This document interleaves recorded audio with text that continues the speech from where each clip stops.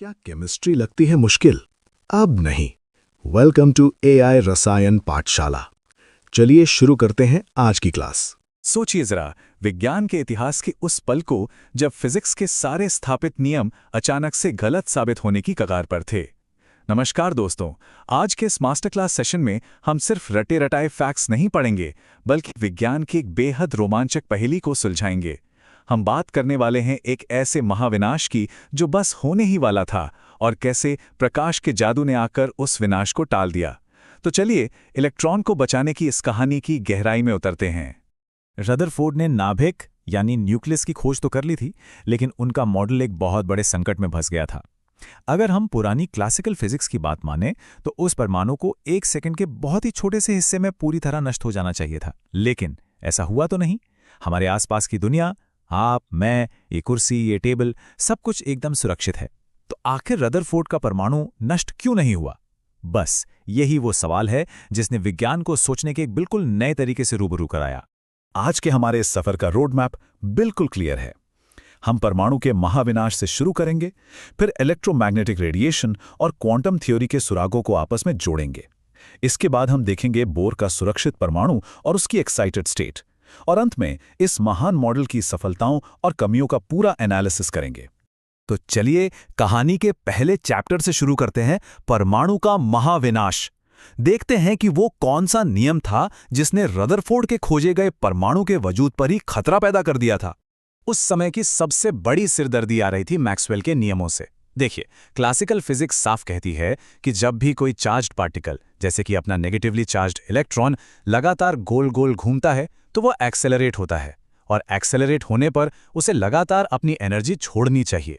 अब आप खुद सोचिए, अगर इलेक्ट्रॉन लगातार अपनी एनर्जी खोता रहेगा तो उसका रास्ता छोटा होता जाएगा ना, और वो एक स्पाइरल रास्ता बनाते हुए सीधा जाकर नाभिक से टकरा जाएगा।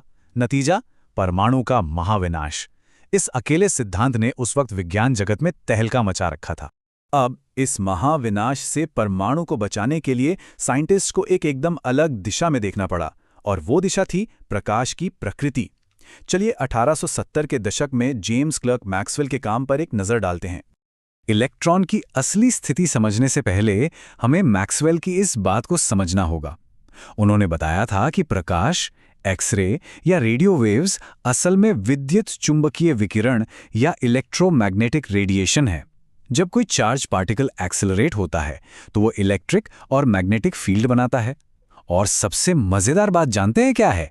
ये फील्ड लहरों या तरंगों की तरह आगे बढ़ते हैं, और इन्हें चलने के लिए किसी हवा या पानी की बिल्कुल जरूरत नहीं होती। ये वैक्यूम में यानी खाली अंतरिक्ष में भी बड़े आराम से दौड़ सकते हैं। अब इन तरंगों को समझने के लिए कुछ बेसिक बातें जानना जरूरी है। सबसे पहले आती है तरंग दैर्ध्य या वेवलेंथ। इसे बहुत ही आसानी से विजुअलाइज किया जा सकता है। किसी भी लहर के दो सबसे ऊंचे पॉइंट, जिन्हें हम क्रेस्ट कहते हैं, या दो सबसे निचले पॉइंट, जिन्हें ट्रफ कहते हैं, उनके बीच की जो बिल्कुल सटीक दूरी होती है ना, बस वही वेवलेंथ है। इसे हम लैम्डा से दर्शाते हैं। अगली चीज है आवृत्ति यानी फ्रीक्वेंसी। मान लीजिए आप एक जगह खड़े होकर लहरों को गिन रहे हैं। टिक टिक। ठीक 1 सेकंड के अंदर आपके सामने से जितनी लहरें गुजर जाएंगी, वही उस तरंग की फ्रीक्वेंसी होगी। इसे हर्ट्ज में नापा जाता है। जितनी ज्यादा फ्रीक्वेंसी, लहरें उतनी ही तेजी से गुजरेंगी। 3 लाख किलोमीटर प्रति सेकंड।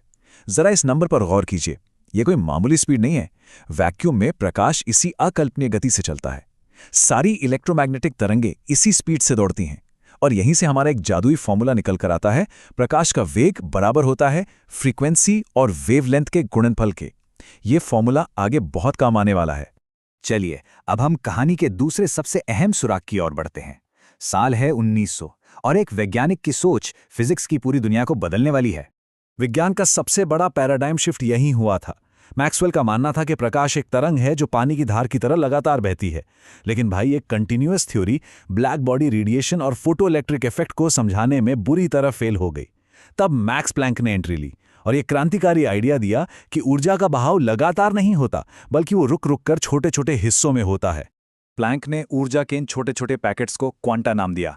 इसे ऐसे समझिए कि आप किसी पाइप से लगातार पानी नहीं बहा रहे हैं, बल्कि पानी से भरी छोटी छोटी बाल्टियां आगे पास कर रहे हैं। प्रकाश के केस में ऊर्जा के इन्हीं छोटे न टूटने वाले पैकेट्स को हम फोटॉन कहते हैं। ये प्रकृति की अपनी एक छोटी सी करेंसी की तरह है, जिसके और टुकड़े नहीं किया जा सकते। अगर हम इसके गणित की बात करें तो किसी फोटॉन की ऊर्जा उसकी फ्रीक्वेंसी के डायरेक्टली प्रोपोर्शनल होती है। फॉर्मूला बनता है E = h², जहां h है प्लैंक नियतांक। यहां जो बात आपको सबसे ज्यादा याद रखनी है वो ये कि ये ब्रह्मांड ऊर्जा का लेन देन हमेशा पूरे नंबर्स में करता है। या तो आप 1 फोटॉन देंगे या 2 फोटॉन, कभी भी 1.5 या 2.5 फोटॉन का लेन देन पॉसिबल ही नहीं है। बस इसी फिक्स सिस्टम को ऊर्जा का क्वांटमीकरण कहा जाता है। और अब आता है वो ऐतिहासिक पल। प्लैंक के इसी ऊर्जा के पैकेट वाले आइडिया को लेकर 1913 में नील्स बोर ने वो मास्टर स्ट्रोक खेला जिसने आखिरकार परमाणु को बचा ही लिया। बोर ने रदरफोर्ड के मॉडल में कुछ बहुत ही शानदार बदलाव किए। उन्होंने कहा कि भाई इलेक्ट्रॉन ऐसे ही कहीं भी आवारा नहीं घूम सकते। उनके लिए कुछ फिक्स रास्ते तय हैं जिन्हें हम K, L, M, N shells कहते हैं। बोर का सबसे बड़ा और साहसिक नियम यह था कि जब तक इलेक्ट्रॉन अपने इस फिक्स रास्ते में है वो कोई भी ऊर्जा रेडिएट नहीं करेगा। मतलब बोर ने सीधे सीधे मैक्सवेल के उस नियम को ही दरकिनार कर दिया जो विनाश का कारण बन रहा था।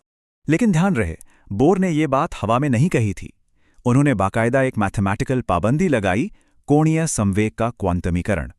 आसान भाषा में समझे तो इलेक्ट्रॉन का किसी ऑर्बिट में घूमना तभी मुमकिन है जब उसका एंगुलर मोमेंटम मैथमेटिकली h/2π का एक परफेक्ट मल्टीपल हो। इसी गणित के ताले ने इलेक्ट्रॉन के रास्ते को हमेशा के लिए सुरक्षित और स्टेबल बना दिया। ये तो बात हुई तब की जब इलेक्ट्रॉन आराम से बैठा है। लेकिन तब क्या होता है जब इस परमाणु को बाहर से थोड़ी एनर्जी दे दी जाए? इस मॉडल का असली एक्शन तो अब शुरू होता है। आइए इलेक्ट्रॉन के इस दिलचस्प माइक्रो जर्नी को इमेजिन करते हैं। नॉर्मली इलेक्ट्रॉन अपनी सबसे निचली कक्षा यानी ग्राउंड स्टेट में रिलैक्स कर रहा होता है। जैसे ही उसे बाहर से एनर्जी का एक पैकेट मिलता है वो उसे एब्जॉर्ब करता है और सीधा ऊपर की कक्षा यानी एक्साइटेड स्टेट में छलांग लगा देता है। लेकिन वहां वो टिक नहीं पाता, बहुत अनस्टेबल होता है, सिर्फ 10⁻⁸ सेकंड के लिए रुकता है। तो वो तुरंत अपनी पुरानी जगह वापस गिरता है और जब वो नीचे गिरता है तो जो एक्स्ट्रा एनर्जी ली थी उसे एक फोटॉन के रूप में बाहर फेंक देता है। इसी बाहर निकलते हुए प्रकाश की वजह से हमें वो मशहूर हाइड्रोजन का रेखा स्पेक्ट्रम दिखाई देता है। सच कहूं तो ये बोर के सिद्धांत की एक बहुत बड़ी जीत थी। बोर का ये मॉडल उस वक्त के विज्ञान जगत में किसी चमत्कार से कम नहीं था। लेकिन दोस्तों, विज्ञान में कभी भी फुल स्टॉप नहीं लगता। महान बोर के इस शानदार मॉडल की भी अपनी कुछ गंभीर कमियां थी। अगर हम इसकी कमियों का एनालिसिस करें तो बोर का मॉडल सिर्फ हाइड्रोजन जैसे सिंगल इलेक्ट्रॉन सिस्टम के लिए ही परफेक्ट था। जैसे ही बात एक से ज्यादा इलेक्ट्रॉन वाले भारी तत्वों की आई, जैसे कि कार्बन, ये मॉडल उनके स्पेक्ट्रम को समझाने में पूरी तरह फेल हो गया। इतना ही नहीं, जब परमाणुओं को एक स्ट्रॉन्ग मैग्नेट के बीच रखा गया तो स्पेक्ट्रम की रेखाएं और भी बारीक लाइनों में टूट गईं। इसे ज़ी-मैन इफेक्ट कहते हैं। और जब इलेक्ट्रिक फील्ड में रखा गया तो स्टार्क इफेक्ट देखने को मिला। बोर का मॉडल इन दोनों ही इफेक्ट्स का कोई जवाब नहीं दे पाया। और सबसे बड़ी वैचारिक टक्कर तो बाद में होने वाली थी। बोर ने कहा था कि इलेक्ट्रॉन एक एकदम फिक्स्ड गोल रास्ते पे चलता है, लेकिन मॉडर्न क्वांटम मैकेनिक्स कुछ और ही कहानी कहने वाली थी। डी ब्रॉगली ने साबित किया कि इलेक्ट्रॉन सिर्फ एक कण नहीं बल्कि तरंग भी है। और हाइजेनबर्ग ने तो यहां तक कह दिया कि किसी भी इलेक्ट्रॉन का सटीक रास्ता तय करना ही नामुमकिन है। बोर के वो फिक्स रास्ते इन नए और अजीबोगरीब क्वांटम फैक्ट से पूरी तरह टकरा रहे थे। तो नील्स बोर ने हमें क्वांटम दुनिया की एक बहुत जरूरी खिड़की तो खोलकर दे दी और उस वक्त इलेक्ट्रॉन को गिरने से भी बचा लिया। लेकिन जैसा कि हमने देखा, ये कहानी का दी एंड बिल्कुल नहीं है। तो जरा सोचिए, जब डी ब्रॉगली और हाइजेनबर्ग अपने इन नए हैरान करने वाले सिद्धांतों के साथ मैदान में आएंगे तो बोर के इस मॉडल का क्या होगा? एआई रसायन पाठशाला के हमारे अगले सेशन में हम देखेंगे कि कैसे ये नई चुनौतियां आधुनिक क्वांटम मॉडल का रास्ता साफ करेंगी। तब तक के लिए विज्ञान के इन रहस्यों पर विचार करते रहिए और हाँ, क्यूरियस बने रहिए।